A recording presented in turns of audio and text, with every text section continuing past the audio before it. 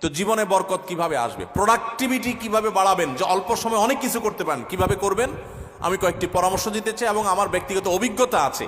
আর এই পরামর্শগুলো হাদিসের আলোকে কয়েকটি কাজ করতে পারেন আপনার প্রোডাক্টিভিটি বাড়ানোর জন্য। আলহামদুলিল্লাহ, আমি আমার বাসায় আমার ফ্যামিলির সদস্যদের এটার উপরে উদ্বুদ্ধ করেছি, তারা আমল করে। আপনি কিছুদিন এটা করে দেখেন, দেখবেন আপনার জীবনে কি পরিমাণ বরকত এসেছে।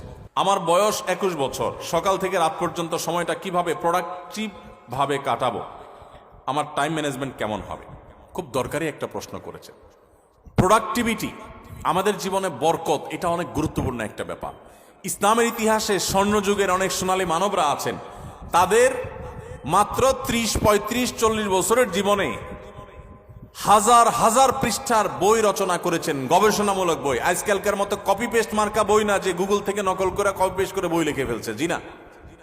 তখন গুগল আর নেট ছিল না, লাইব্রেরি থেকে পড়াশোনা করে নিজেরা গবেষণামূলক গ্রন্থ লিখেছেন। 10 ভলিউম, 20 ভলিউম, 30 ভলিউমের এক একটা বই এক একটা আলমারি হয়ে যাবে। 30-40 বছর বয়সে এত বড় বড় বই লিখে ফেলেছেন। আর আমরা অনেকে আছি 30-40 বছর বয়সে ওই বইগুলো পড়েও শেষ করতে পারবো না।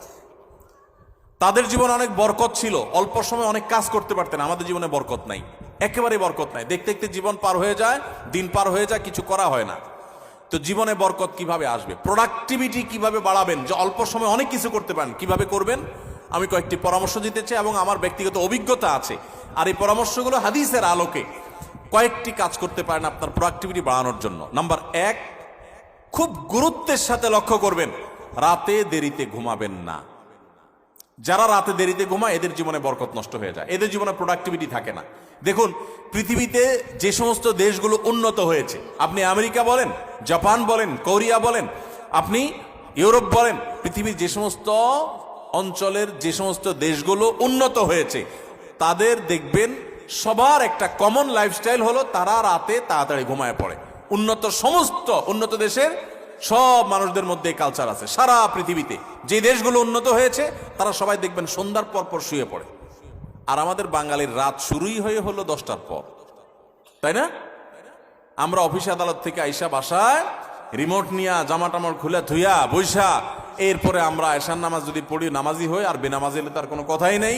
আইসা আমরা সোফা বসে এবার আমরা রিমোট দিয়া একটা পর একটা চ্যানেল পাল্টাতে থাকি, এরপরে মোবাইলে ফেসবুকে হাতাইতে থাকি, খাওয়া দাওয়া করে শুধু আমাদের 12টা, 12:30, 1টা। এই যে দেরিতে ঘুমাই, আমাদের জীবনের প্রোডাক্টিভিটি নষ্ট হয়ে যায়, বরকত নষ্ট হয়ে যায়। যে তরুণ তার প্রোডাক্টিভিটি বাড়াতে চায়, সেই জন্য রাতে তাড়াতাড়ি ঘুমায়। রাতে তাড়াতাড়ি ঘুমায়, যেগুলো রাতে করবেন ওইগুলো সকালে করবেন। অনেক যুবক আছে পড়াশোনা করে রাত 12টা পর্যন্ত। আরে ভাই, রাত 10টায় আপনি ঘুমিয়ে যান, এই যে 2 ঘন্টা পড়লেন, ভোর রাতে উঠে ফজরের সময় 2 ঘন্টা পড়েন, ওই 2 ঘন্টা এই 2 ঘন্টার চেয়ে অনেক বেটার হবে। কারণ 6-7 ঘন্টা 8 ঘন্টা ঘুমের পরে যে ফ্রেশ মুড থাকবে, ওই সময় পড়লে সেই পড়াটা অনেক তাড়াতাড়ি আপনার আত্মস্থ হবে। আপনি সারা দিনের হ্যাসেলের পর রাত্রে পড়তে যান, আপনার মাথায় পড়াটা এত তাড়াতাড়ি রপ্ত হবে না, যত তাড়াতাড়ি রপ্ত হবে 6-7 ঘন্টা ঘুমানোর পর। আমি একটা কথা সবসময় বলি, এই যে হেফজুখানার ছাত্রদেরকে আমরা পুরস্কার দিলাম আজকে, সারা বাংলাদেশের সমস্ত হেফজুখানার ছাত্রগুলো এক একটা মিরাকল, এক একটা অলৌকিক। কারণ এই যে অলৌকিকত্ব, এক একটা অলৌকিক বিষয় এদের মধ্যে রয়েছে, সেটা হলো যে এরা সবাই ছোট ছোট বাচ্চা মানুষ। 30 পারা কোরআন হেফজ করে ফেলে মাত্র 2 বছরে, 1 বছরে, 6 মাসে, বিভিন্ন সময়। কিভাবে সম্ভব? 30 পারা কোরআন, এত বড় কোরআন পুরাটার হেফজ করে ফেলে, মুখস্থ করে ফেলে, কিভাবে সম্ভব? যে কয়েকটা সিক্রেট আছে, এই সিক্রেটস গুলোর মধ্যে একটা সিক্রেট হলো, একটা রহস্য হলো যে হেফজুখানায় 100% ছেলেরা রাতে তাড়াতাড়ি ঘুমায়।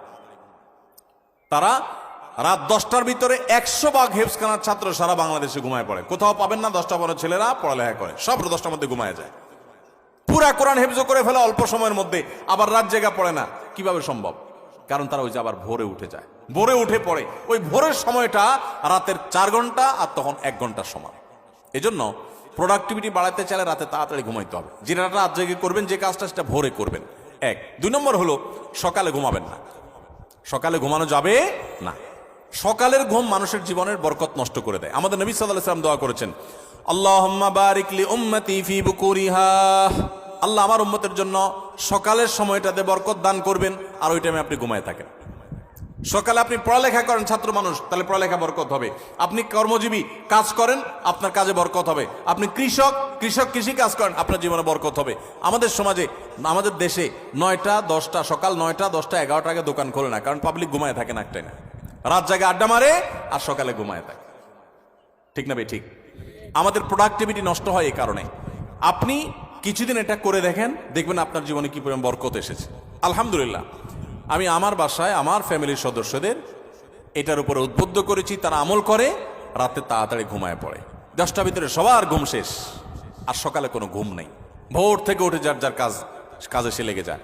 আবার দরকার হলে দুপুরে একটু ঘুমাবেন, সুন্নাত সেটা, আর এর বাইরে কোনো কাজ করবেন না। তাহলে প্রোডাক্টিভিটির জন্য 1 নম্বর হলো রাতে তাড়াতাড়ি ঘুমাবেন, 2 নম্বর হলো ফজর পরে ঘুমাবেন না, ফজর পরে জেগে থাকবেন, কাজ শুরু করবেন। আর রাতে তাড়াতাড়ি ঘুমালে এমনি ফজর সময় আপনি ঘুম ভেঙে যাবে, কারণ সারা রাত ঘুম, বড় রাত ঘুম হয়ে যাবে ইনশাআল্লাহ। 3 নম্বর এবং সর্বশেষ প্রোডাক্টিভিটির জন্য যেটা বলতে চাই তা হলো এই মোবাইল এবং বিভিন্ন রকমের ডিভাইসের নেশা বন্ধ করতে হবে, তা না হলে প্রোডাক্টিভিটি কখনো বাড়বে না। মনে রাখবেন, মোবাইলের নেশায় বুধ হয়ে থাকে আর জীবনে বড় কিছু করতে পারছে এমন একটা মানুষ পৃথিবীতে আপনি খুঁজে দেখাতে পারবেন না, একটা মানুষও না।